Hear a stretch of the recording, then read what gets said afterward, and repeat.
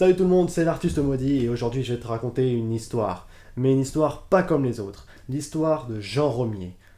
C'est parti.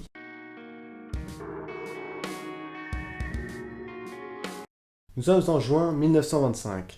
Jean Romier, un jeune étudiant de médecine, se balade tranquillement dans les jardins du Luxembourg. C'était un jeune homme sympathique, souriant et très équilibré. Pour mieux profiter du beau temps, Jean cherchait un banc tranquille, loin du parc réservé aux enfants.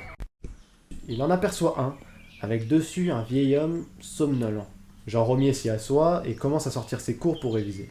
Jean Romier est un étudiant sérieux, passionné par la médecine, et tout en répétant ce qu'il sait déjà, il se tourna alors vers le vieil homme, et lui sourit. Le vieil homme lui rendit son sourire.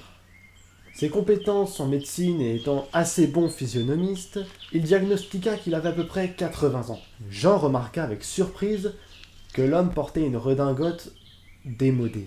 Un original, pensa Jean. Le vieil homme se mit alors à lui parler tout doucement. « Pardon ?»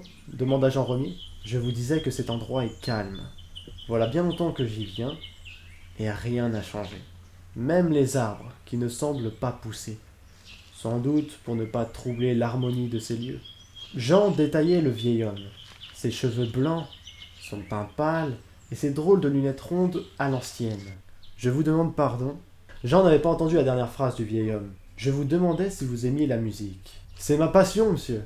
Je passerai des heures à écouter le même quatuor avec flûte de Mozart. » De ce fait, les deux hommes commencèrent à parler musique. « Vous m'êtes bien sympathique, » s'exclama le vieil homme. « Imaginez qu'avec des amis et des membres de ma famille, j'ai constitué un orchestre de chambre. Vendredi, justement, nous interprétons un quatuor de Mozart. Voulez-vous l'entendre ?» Le rendez-vous fut pris une fois que le jeune homme eut accepté l'invitation du vieil homme. Le vendredi suivant, 21h, rue de Vaugirard, 3e étage, chez monsieur Alphonse Berruyer. Le jour convenu, à l'heure convenue, Jean Romier sonna à la porte.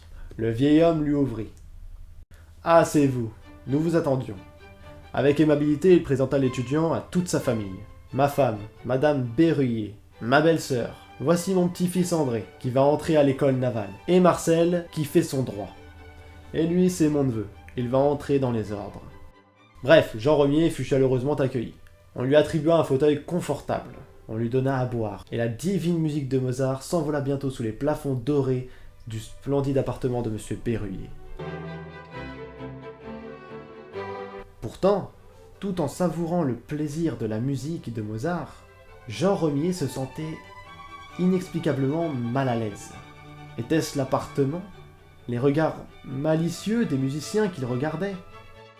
À la fin du concert, on fit passer du madère et des petits fours. Les conversations allaient de bon train. André Berruyer lui parlait de la marine, Marcel de justice, et le neveu lui parlait de religion. Le temps passa si vite qu'à la grande surprise de Jean Romier, il était déjà minuit. « Mais il est tard, je suis désolé, mais je dois prendre congé. J'ai un cours demain matin très tôt. » Jean Romier serra la main, remerciait les musiciens, les complimenta pour leur talent.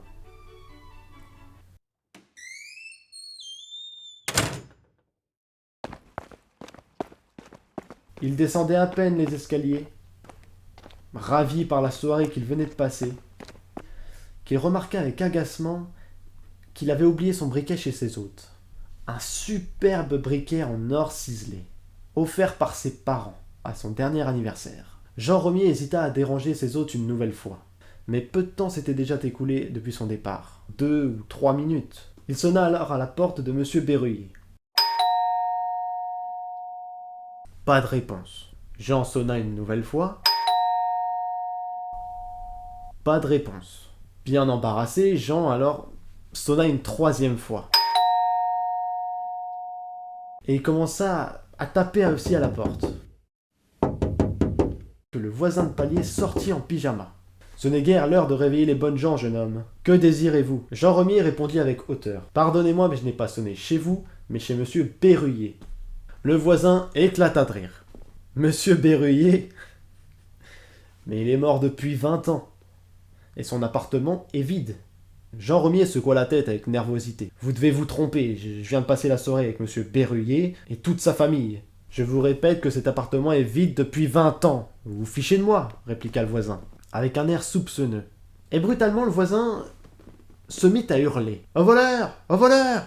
Le concierge grimpa les escaliers 4 à 4, d'autres voisins accourent, on cerna Jean Remier comme un mauvais garçon. Un sergent de ville fut appelé et tout le monde se retrouva au commissariat. Le commissaire demanda à Jean Remier son identité. L'étudiant déclina son nom et sa qualité d'étudiant en médecine. Il donna même l'adresse de son père médecin. Ça peut toujours être pratique. On appela le père afin de confirmer les dires de Jean Remier. Mon fils devait se rendre à un concert. Je ne comprends pas. J'arrive. Jean Remier raconta sa soirée au commissaire.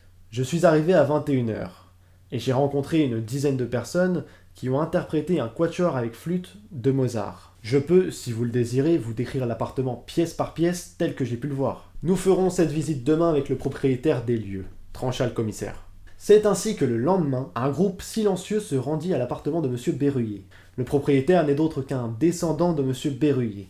Jean Remier commenta la visite de l'appartement qu'il trouva poussiéreux et désert. Les témoins, stupéfaits par les détails absolument parfaits de la visite des lieux, virent que tout ce que disait Jean Remier était vrai. Soudain, l'étudiant s'arrête devant un tableau et pointa le doigt avec émotion. Ce tableau, mais c'est Monsieur Berruyer. Et le tableau en face, c'est Marcel, celui qui fait son droit. Et le propriétaire, abasourdi, c'est exact, j'ai bien connu Marcel, il était avocat. Bouleversé, Jean Remier se dirigea vers la bibliothèque fumoir où il avait passé la fin de la soirée à boire gaiement, en bonne compagnie, de l'excellent madère, tout en grignotant des petits fours. Sous une épaisse couche de poussière sur le guéridon se trouva le briquet en or oublié par l'étudiant. Albert Einstein, lui là, qui avait une coupe de fou mais qui était super intelligent, aurait eu vent de cette affaire et aurait dit « Ce jeune homme a trébuché dans le temps comme d'autres ratent une marche d'escalier ». Voilà pour cette légende de l'homme à la redingote. Si ça t'a plu, tu partages, tu likes et tu t'abonnes. Et puis on se dit à la prochaine pour une autre vidéo. Ciao!